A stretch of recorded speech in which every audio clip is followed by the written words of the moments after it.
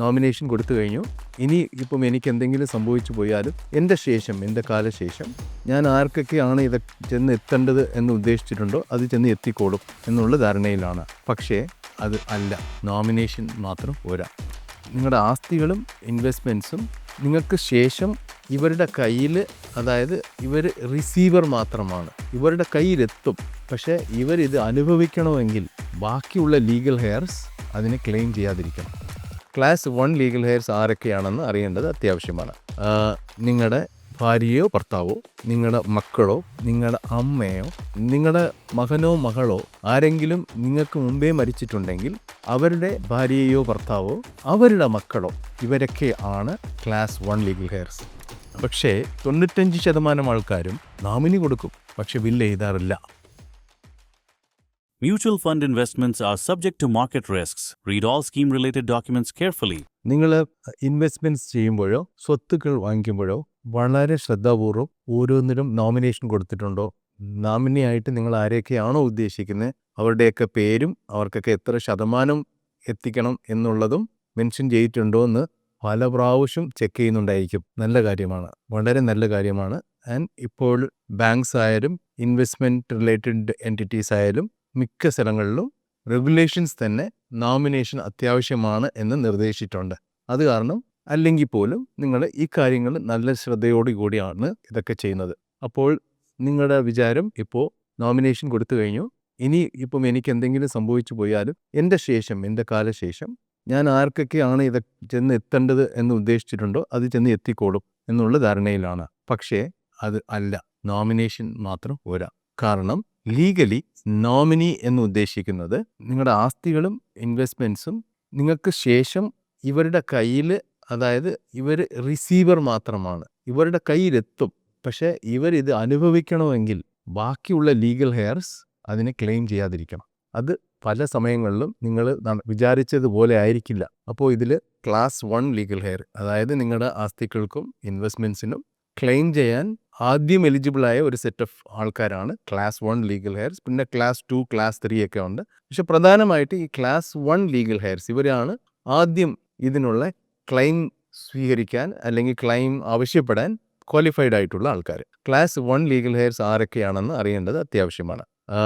നിങ്ങളുടെ ഭാര്യയോ ഭർത്താവോ, നിങ്ങളുടെ മക്കളോ, നിങ്ങളുടെ അമ്മയോ, നിങ്ങളുടെ മകനോ മകളോ ആരെങ്കിലും നിങ്ങൾക്ക് മുമ്പേ മരിച്ചിട്ടുണ്ടെങ്കിൽ അവരുടെ ഭാര്യയോ ഭർത്താവോ, അവരുടെ മക്കളോ, ഇവരൊക്കെ ആണ് ക്ലാസ് 1 ലീഗൽ ഹെയർസ്. നിങ്ങൾ നോമിനി കൊടുത്തിട്ടുണ്ടെങ്കിൽ പോലും ഇവരെല്ലാവർക്കും നിങ്ങളുടെ ആസ്തികളെ ആവശ്യപ്പെടാൻ ലീഗലി ഇവർ എലിജിബിൾ ആണ് എന്ന് പറയുമ്പോൾ നിങ്ങൾക്ക് എന്തെങ്കിലും സംഭവിച്ചു കഴിഞ്ഞാൽ നിങ്ങളുടെ നിങ്ങൾ ഉദ്ദേശിച്ചേക്കുന്ന നോമിനിയുടെ കയ്യിൽ കാശ് കിട്ടിക്കഴിഞ്ഞാലും ആസ്തികൾ കിട്ടിക്കഴിഞ്ഞാലും നിയമമനുസരിച്ച് ഈ ലീഗൽ ഹെയർസ് ഇവരുടെ അടുത്ത് ക്ലെയിം ചെയ്യാവുന്നതാണ്. ഈ നോമിനി സഹകരിച്ചില്ലെങ്കിൽ പിന്നെ ഇവർ കോടതിയെ ബന്ധപ്പെടാനും സാധിക്കും. കോടതിയെ ബന്ധപ്പെട്ടിട്ടുണ്ടെങ്കിൽ ഇവർ ലീഗൽ ഹെയർസ് ആണെങ്കിൽ ഇവർക്കും അതിൻ്റെ വീതം കിട്ടിയേക്കും. എന്നാൽ ഞാൻ ഉദ്ദേശിച്ചവർക്ക് തന്നെ ഇത് ചെന്നെത്തണം, അത് നിർബന്ധമാണ് എന്ന് വിചാരിച്ചു കഴിഞ്ഞാൽ ഞാൻ എന്താ ചെയ്യേണ്ടത്? അതിന് മാർഗമുണ്ട്. അതാണ് ബില്ല്. ബിൽ റൈറ്റിംഗ് ഒരു സിമ്പിൾ പ്രൊസീജിയറാണ്, സിമ്പിൾ ഡോക്യുമെൻ്റാണ്. പക്ഷേ ഇതൊരു നിർണായക ഒരു ഡോക്യുമെൻ്റ് ആയതുകൊണ്ട് നിങ്ങൾ ഒരു ലോയറെ ബന്ധപ്പെടുക. അവരുടെ നിർദ്ദേശപ്രകാരം അതിന് യൂസ് ചെയ്യേണ്ട കറക്റ്റായിട്ടുള്ള വേർഡിങ്സും ഉപയോഗിച്ച് നിങ്ങളുടെ മൊത്തം ഇൻവെസ്റ്റ്മെൻറ്റ്സും ആസ്തികളും ലിസ്റ്റ് ചെയ്തിട്ട് ഇതിൽ ഏതൊക്കെ ആർക്കൊക്കെയാണ് എത്ര വീതം പോകണം എന്നുള്ളതും അതിൽ മെൻഷൻ ചെയ്തിട്ട് ഈ ആസ്തിയെക്കുറിച്ച് എഴുതുന്ന ആളിനെ ടെസ്റ്റേറ്റർ എന്ന് പറയും. ഈ ടെസ്റ്റേറ്റർ മിനിമം 2 വിറ്റ്നസിൻ്റെ മുമ്പിൽ ഒപ്പിട്ട്, ഈ വിറ്റ്നസ്സും ഒപ്പിട്ട് കഴിഞ്ഞാൽ ഇപ്പോഴാണ് നിങ്ങൾ ഉദ്ദേശിച്ചവർക്ക് നിങ്ങളുടെ ഇൻവെസ്റ്റ്മെൻറ്റ്സും ആസ്തികളും ചെന്നെത്താൻ ഉള്ള നടപടി ഇപ്പോഴാണ് നിങ്ങൾ എടുത്തിട്ടുള്ളത്. പക്ഷേ 95% ആൾക്കാരും നോമിനി കൊടുക്കും, പക്ഷെ ബില്ല് എഴുതാറില്ല. പിന്നെ നിങ്ങളുടെ ഫാമിലി കുറച്ച് കോംപ്ലിക്കേറ്റഡ് ഫാമിലിയാണ്.